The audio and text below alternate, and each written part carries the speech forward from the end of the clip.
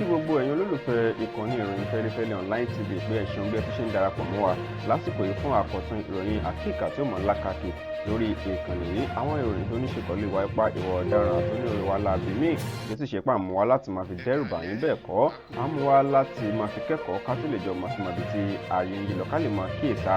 láwùjọ wa tòní. Sodiq Olúwaṣeyì lèmi jẹ́ Basharu bàbá tó bí mi lọ́mọ. Ẹ jẹ́ n kọjá lọ sí ètò kejì lọ́hùn náà, tí bá padà dé ẹ máa gbọ́ àwọn ìròyìn náà lórí Kìnìún.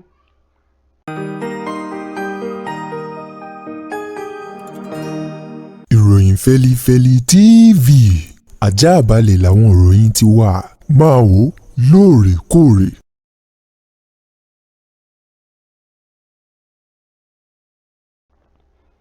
Mo kí yín káàbọ̀ padà láti abala kejì lọ́hùn-ún. Gẹ́gẹ́ bí ìròyìn ṣe fi léde wípé àwọn ẹ̀ṣọ́ aláàbò Àmọ̀tẹ́kùn lásìkò tí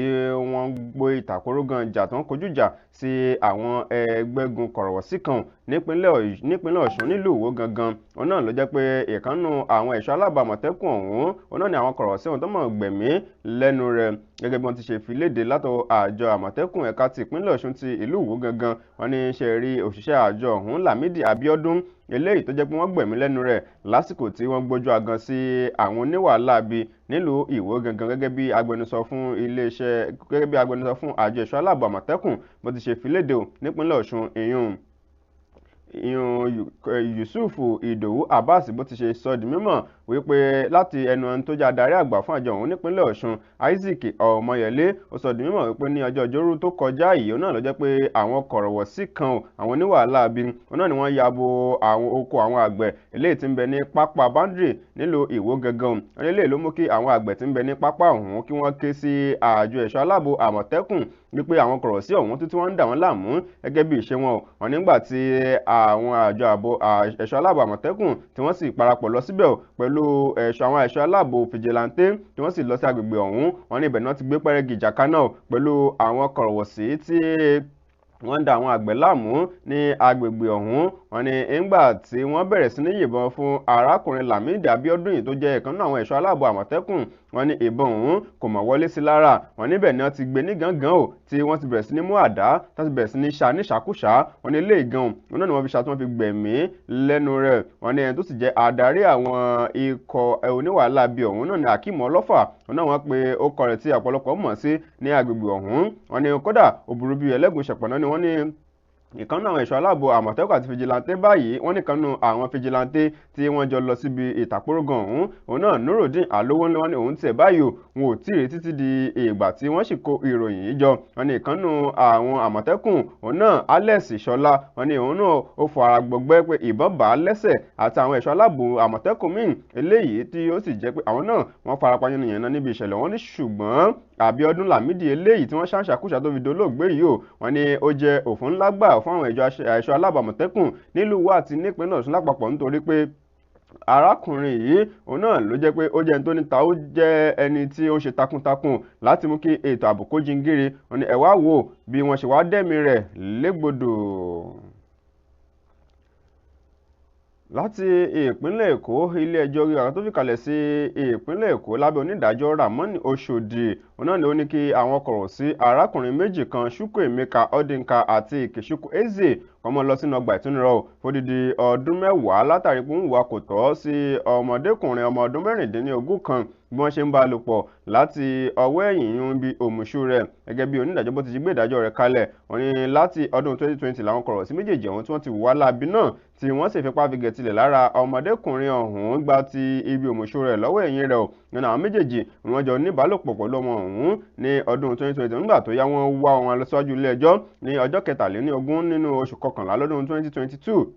wọ́n ní àwọn kọ̀rọ̀sí méjèèjì wọ́n mọ̀ ní àwọn ò jẹ̀bi níwájú ilé ẹjọ́ mọ̀ ní, ṣùgbọ́n lẹ́yìn ọ̀pọ̀lọpọ̀ ìwádìí àtẹ̀rímọ́ jẹ́mìnì ṣó lọ síwájú lọ sẹ́yìn. Wọ́n ní àwọn ilé ẹjọ́ fìdí ẹ̀ múlẹ̀ pa méjèèjì lóòótọ́ wọ́n hùwà kò tọ́ sí ọmọkùnrin náà lẹ́yìn tí wọ́n mú ọ̀pọ̀lọpọ̀ àwọn ẹlẹ́rìí wá sí ilé ẹjọ́. Ilé ẹjọ́ ó ní kí àwọn kọ̀rọ̀sí méjèèjì ọ̀hún kó máa lọ sínú ọgbà ìtúnirọ̀ fún odidi ọdún 10 kan lọ fàṣọ pépé roko bá ń bẹ̀. láti ìpínlẹ̀ Ondo ọgbà bẹ́ẹ̀ náà ní ilé-ẹjọ́ ló ti ní kí àwọn arákùnrin méjì kan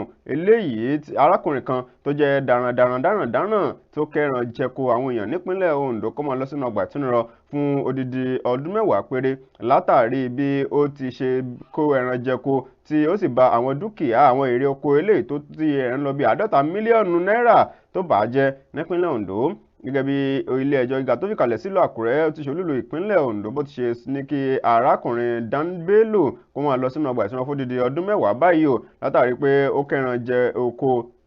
eléyìí tí wọ́n gbin ọ̀pẹ sí ní ìlú Ọ̀wọ̀ eléyìí níjọba ìbílẹ̀ Ọ̀wọ̀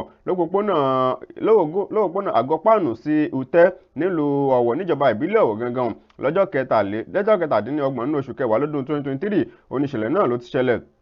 Ẹni ọjọ́ tí ìṣẹ̀lẹ̀ ọ̀hún tó sì ṣẹlẹ̀ òun náà ni àwọn kọ̀rọ̀sí yìí wọ́n da àwọn ẹran wọnú oko ọ̀hún tó sì jẹ́ pé gbogbo àwọn ọ̀pẹ kéékèèké tí wọ́n ṣẹ̀ gbìn nínú oko náà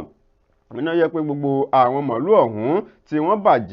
bàjẹ́ yanyan tó sì jẹ́ pé nígbà tí àwọn tó ń jẹ́ aṣọ́gbà nínú oko ọ̀hún tí wọ́n gbìyànjú láti ṣí wọn lọ́wọ́ kán sì da àwọn ẹranko wọn jáde kóònù ọgbà oko náà níṣe ni àwọn kọ̀rọ̀sí yìí ni wọ́n gbójú agan sí àwọn ẹ̀ṣọ́ tí ń ṣọ́ inú ọgbà oko ọ̀hún tí wọ́n sì fẹ́ ṣe àkọlù sí wọn. Wọ́n ní ló ní kíákíá nìkan nù wọn ni ó ti sáré fẹsẹ̀fẹ́ nígbà tó sì dọjọ́ kejì òun náà ni àwọn méje ní ìkejì òyìn Dan Bello gangan ló padà wá sínú oko ọ̀hún ló sì wá dáná sun oko náà. Wọ́n ní ọgbà bẹ́ẹ̀ ló tún mú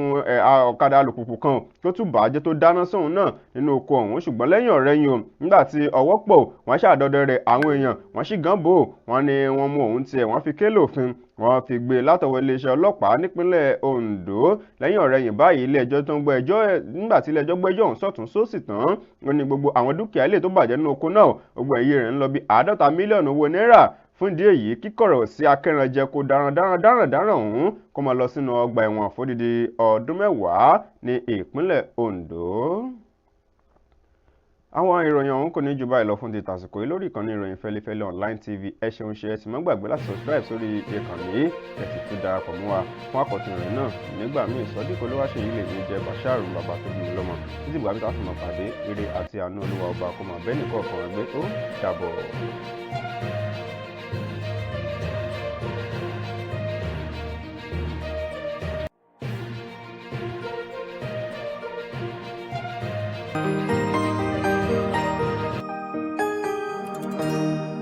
ìròyìn Fẹ́lifẹ́li TV